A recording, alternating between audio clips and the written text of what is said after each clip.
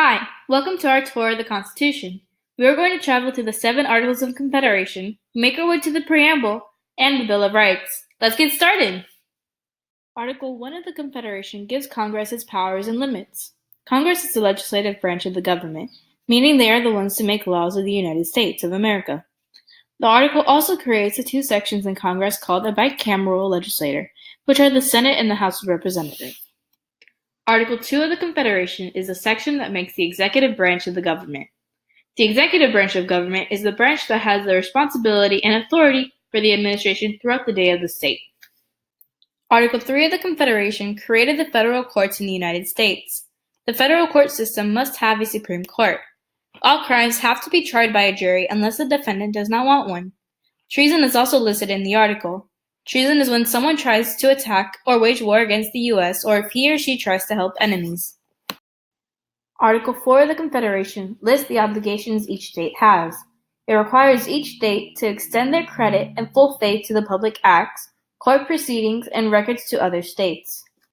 Article 5 of the Confederation talks about how the Constitution can be changed. The only way to change it is by adding an amendment.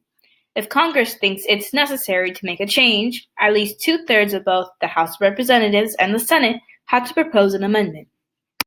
Article 6 of the Confederation states that all debts or engagements that the country was involved in before the Constitution are still valid.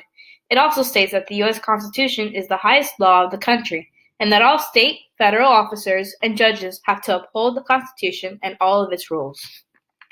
The last article is the ratification of the conventions of 9 states. This basically means that all of the states except Rhode Island held conventions to ratify the Constitution. Now let's take a look at the preamble. The preamble is the opening statement to the United States Constitution.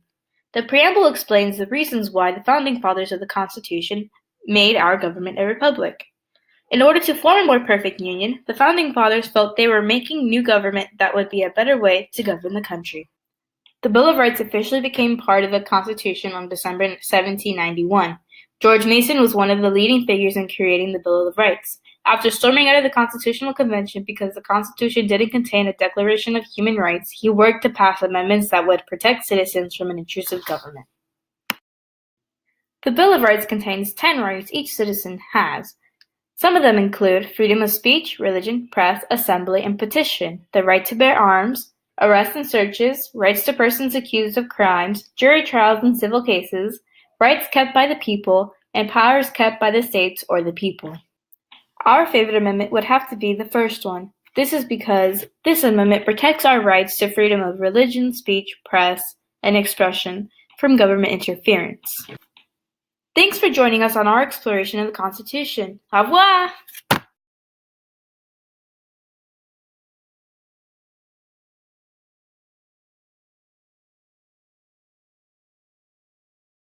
Created using Powtoon.